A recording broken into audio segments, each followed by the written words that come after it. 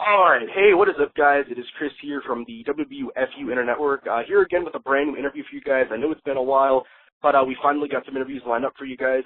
Today we are interviewing current Ring of Honor superstar Michael Elgin. Michael. I'm doing good. Yourself? I'm great. Thanks so much for asking. So I guess we'll just hop right into it. How did you first get into the professional wrestling? I was just always a fan growing up, and then when I was 14, I found a school that did like 2-week summer camps to start off, and I was on summer break from high school and decided to go, and then after the 2 weeks is up, I joined the school, and after a little bit, I kind of found out it wasn't really a good school, especially when it accepts kids who are 14 years old. So I ended up finding Squared Circle out of Toronto when I was 16 and started training there. Oh, that's crazy. I wish it's 14. Wow. Did you have any certain inspirations growing up? Were there certain wrestlers that were your favorites? Like, did you have one guy that you basically try to base your style off of?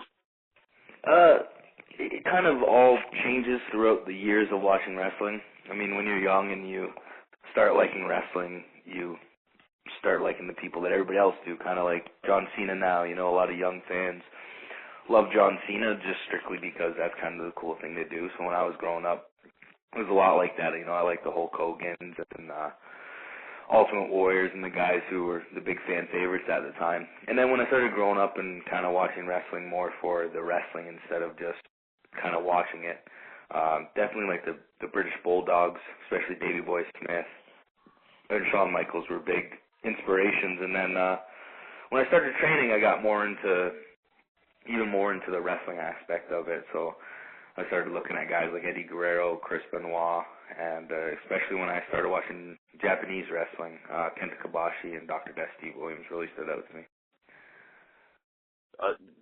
British Bulldog, that's really a common thing I noticed when I've interviewed a lot of guys from the Ring of Honor locker room, and British Bulldog's always the common one that a lot of people really like to base their stuff off, which I'm not complaining because he was one of the best, arguably one of the best out there. So now, you're growing up, you started, really wanting to get into the business around 14 years old. You start, doing indies when you're older. Were you watching Ring of Honor? Like, when you were, growing up, breaking into the business, was Ring of Honor making some noise? Like, did you know what it was while, doing indies early on in your career? Yeah, actually, Ring of Honor was one of the first indies I'd ever watched. Other than some local show that came around when I was younger. I remember I started training in 2002, and one of the very first independent promotions that I ever saw was Ring of Honor, and I saw their first release, which was Daniels versus American Dragon and Loki, and that was just unbelievable to me. And the second I started training, that was the place I wanted to be. Yeah, I remember Ring of Honor. Early Ring of Honor is crazy because I think it just got progressively better from there on now. So was that, when you saw that, that kind of caliber of a main event, was that the ultimate goal from, starting off kind of the lower indies? Was that, the next accomplishment you wanted to, obtain was to enter into Ring of Honor? Yeah, that was definitely one of the steps I wanted to take. When I first started watching indies, I got into... I watched a TPI event. I believe it was TPI 2002, Ring of Honor, and also a Best of the Best. I believe it was the first Best of the Best, which was like Briscoe versus Briscoe. So those three promotions were all something that really stood out to me when I first started on the indies. Okay. Now, how, so you wrestled on the indies for a couple of years. Now, how did your name, how did you get associated with Ring of Honor? Was that, did one of your trainers kind of help you out with that? Did someone from your school help you out with that? I actually had no help from my trainers at all. Oh, wow. Not that, I think I just wasn't in the forefront of their minds. Like, they had their favorite students, and I was just never one of them. But I was one of the guys, including my friend Ash, who were willing to travel, and that's really just how we started getting in contact with places. We drove out to Minnesota and worked with Eric Cannon and DJ Whitmer, and then from there they got us into IWA, and then working with guys like Jimmy Rave, again with BJ and Jimmy Jacobs, they put our name in to Ring of Honor, and it's just kind of getting out there and the right people seeing us and working with the right people that actually got my foot in the door at Ring of Honor the first time. Now, so you did before you really made the initial impact at Ring of Honor around the year 2010, you did, a couple of matches here and there, in 2007, 2008. Were you intimidated entering that locker room, like, the first couple of times, like, just because you were kind of just being used as, you were kind of just being put on the card, you weren't really a legit member of the roster yet. Was that, like, an intimidating experience to you? It was definitely a little bit intimidating, especially being such a fan of the product at the time and really looking up to a lot of the guys. And even before, like, my first match was actually on the DVD release, I'd done tons of pre-show matches. I actually recently found out that I had a lot of heat for doing one of the pre-show matches because I was there, trying to get a job, trying to impress people, and I guess I did some stuff that rubbed people the wrong way at the time, but that happens in this business. But it was definitely intimidating, and I really looked up to a lot of the guys that were in the locker room. So now we fast forward a couple years into the year 2010, and this is where you initially, Ring of Honor claims you make your debut. The fans know you were kind of this stuff previously. Now, what was it like automatically, being brought up? You were going to be matched up with Truth Martini in the House of Truth. Did you like that concept at first, or did you kind of want to come in on your own and kind of try to make your own name just by yourself?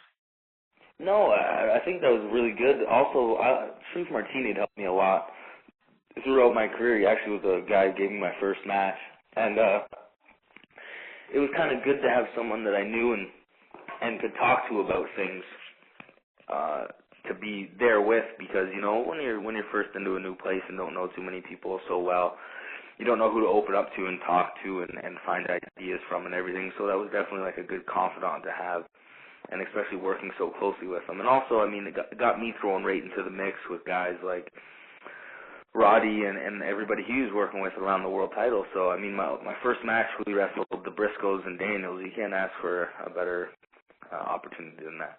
So it was definitely, I was looking forward to that. Yeah, I was going to say, you really entered Ring of Honor when, it was just getting ridiculously hot. Roderick was just entering the title picture, and then you were kind of being used as kind of like, not a bodyguard, but, since you were like a stablemate, you were kind of just helping out with the storylines and stuff. But, around then, you were kind of just remaining in the House of Truth. Then you started making a lot of noise when you won Survival of the Fittest 2011. I think that was when really people started, opening their eyes and saying, wow, I think we have something with this Elgin guy. How did it feel, winning that? Did you feel that was kind of a big accomplishment? Definitely. Definitely one of the bigger accomplishments I've had in my career. It's just one of those things that, as I said, being a fan of Ring of Honor prior to getting there, you pay attention to those shows and see all the guys who won stuff like that and the success they had after it, and you knew anybody who won that Ring of Honor saw something in, and also the fans also saw something in. So I think that was definitely a big nod to me, and made me very happy to be there, and also made me realize that the hard work I've been doing, since I started definitely has paid off now. So then, winning that led into the match with Davey Richards, that showdown in the Sun Night 2, which people are still calling right now the match of the year. I couldn't agree more. I think that was the best professional wrestling match I've seen this year.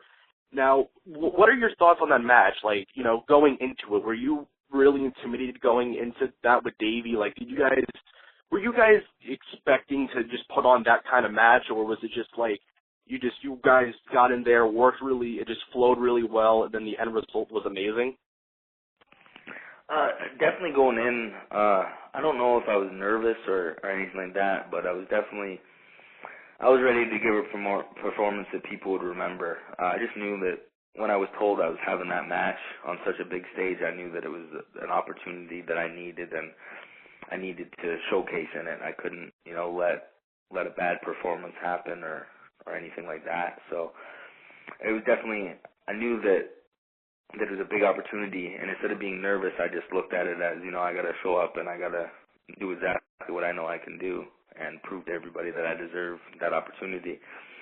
And I know for a fact that I definitely wanted something special out of it. Davey's Davey, and he always gives it 100%, and I'm sure he wanted something special. I think he's the type of guy like me that wants something special out of every match. But every time we've worked with each other, whether it be on, the small indies around Canada or the U.S., and Also, we worked with each other in a couple tags and singles on TV. And the chemistry was definitely there. Like, there was little bits and pieces we could always tweak. There always is in any fashion in wrestling or work, period. But I think that night we knew what we had to do, and we knew that there's so much wrestling going on that weekend. And not only that, with the problems with the pay-per-view and stuff, we wanted to give people something they could talk about that weekend and beyond. And I'm just glad that, we both clicked and we both had that chemistry. We knew we could, and just busted our asses to give a match that people could remember. Now, so, people are, like I said, are saying that was the best match of the year. Do you think that was your best match in your career? And how did you react when, Dave Meltzer? I know a lot of wrestlers really don't like the whole star rating thing. I'm personally not a fan of it either. I think it undermines the product. But how did you react when Meltzer said that match was a perfect match, 5 stars? I don't really, I try not to, get into that, following what everybody says and everything, because then once somebody says something bad about something you do, you just let it, you dwell on it. So I try not to pay too much attention to it, but when I did hear about it, it was one of those senses of accomplishment. Whether people look at it as, oh, well, it's just some guy rating something, or whether they look deeper into the picture. I mean, if you look at the list of guys who have a 5-star match under their belt, they're some of the best in the business, and some of the best matches ever are on that list. And to me, it feels like that's something that will always mean something in pro wrestling. So no matter where my career goes from here, my name has made something in the history books, and that I'm very proud of. And it's just amazing, And, I was really just excited for you because I know, like I said, a lot of wrestlers don't really like it, the whole rating thing. But I knew because I think that would just ultimately affect, you just, it almost is just like sort of like a pat on the back. Like, you knew the match was great, and then, you just get that kind of praise. It's kind of just, it's reassuring in a sense. So what was it, then, you have that match, you kind of Ring of Honor. Then I was at Best in the World 2012, and there you took on Finley. What was that like? Sorry, can you repeat that? The phone cut out. Oh, sorry. So we kind of moved on, after that match, and then your next big match that made a little bit of noise was when you took on Finley at Best in the World 2012. What was that like? Was that a great experience for you? Absolutely. I mean, Finley is another one of those guys. He's been around a long time, done so much in the business, and just has so much knowledge that when you get in the ring with somebody like that, you can't help but learn. And, I mean, it was a different type of match for me, and I think a different type of match for fans to really see. But I think people have to understand that wrestling is all different sorts of things, you know what I mean? There's different ways to do it. There's different ways to showcase it, and there's different styles out there, and it just happened to be a different style that people had never seen me wrestle in, and I don't really wrestle in those style matches very often, but I was very happy with it. And as I said, coming into the ring with someone like Finley, you stand to learn a whole lot about wrestling, and I definitely did, and I was very happy with the match. Yeah, I being there live, I personally enjoyed it. I thought it was something unique because, Finley does wrestle some unique style that not everyone wrestles. So just to kind of experience that live was also really cool, just to see how, that would go on. And I thought it was great. Everyone has an opinion, but, sometimes just the negatives kind of just sound stupid in my opinion. But moving on now, being in Ring of Honor now, what are your thoughts on the current ROH product? Do you think, is there room for improvement, or do you like where, it's going, or would you change anything about it? Personally, I think there's going to be room for improvement everywhere. Whether it be Ring of Honor, WWE, TNA, Dragon Gate, USA, Evolve, Dragon Gate, New Japan, any wrestling promotion out there, there's always room for improvement. Nobody's ever going to be perfect. Nothing's ever going to be perfect, and you're never going to satisfy everybody out there. I'm definitely happy with what ROH has been doing. As I said, there's always room for improvement. Personally, I don't know. I can't really pinpoint anything that they could be doing better. I don't think it's my place to, They're the guys that they have guys that are in charge that know a lot about this business, and I think it's just a slow process, and I think people have to understand that nothing changes overnight. And sometimes you try something that doesn't work, and you gotta move forward and try something new. And I think that Ring of Honor has been trying that, and they're going to continue to do so. And basically, I just think that everything's going to be looking up for Ring of Honor and wrestling as a whole. Exactly. Now, just coming back to you now, a lot of wrestlers, they kind of want to be known for different things, when it's all said and done. Now, when you're, years from now, when you want to retire and stuff, do you want to be known as the best wrestler in the world, one of the best wrestlers in the world, or do you want to be known as a superstar, someone that was on TV, on WWE, TNA? Like, which one do you think would matter more to you, being the best wrestler or just being a superstar? Definitely being one of the best in the world. I mean, wrestling, to me, that there's so much more to wrestling, and I've, taken my lumps and lost my money and traveled and everything, and it was all dedication to be the best at what I do. It's not about being on TV or making millions of dollars. I just want to be remembered for being a great wrestler. Yeah, sure, it'd be cool to, be on WWE TV and do a WrestleMania and everything, but if I'm not the best at what I'm doing, then why the fuck am I doing it? Exactly. Now, you have arguably one of the biggest matches in your career, this upcoming Saturday, Glory by Honor in Mississauga, Canada. It's creating a lot of buzz. You and Steen, I think you guys have wrestled, you've definitely interacted before, and then you're actually wrestling Steen again in a three-way in a PWG in a couple of weeks in the same month of October now. What's your mindset going into this match on Saturday? What's going through your head when, entering this match? There's a couple things. One, I know the magnitude of this match. It's for the Ring of Honor World Title. It's the main event on one of their pay-per-views, and Glory by Honor in the past years have produced some great matches and some great memories. And I want to have one of those great memories and great matches that people remember for a long time coming. And I made I've definitely, claimed that I'm the next world champ, and I've definitely said how much that belt means to me, and that's definitely the biggest mindset for this Saturday is that I can't leave Mississauga without the world title. Now, a lot of people are really opinionated on the current champion, Kevin Steen. What are your thoughts on Kevin Steen? What do you think about him? Man, I think he's awesome. I think everything he's gained in pro wrestling is well deserved. I think he's on fire right now. I mean, how many top promotions out there does he work for and is he on top with? And he's a hell of a wrestler. I know he's had a bunch of, quote unquote hardcore matches lately, but he's good at what he does, and what he does is absolutely anything, people need from him. He can wrestle, he can brawl, he can do all that, and he's definitely a great champion so far. He's proved that. I mean, he's wrestled guys like Roddy and Eddie Edwards and Davey Richards.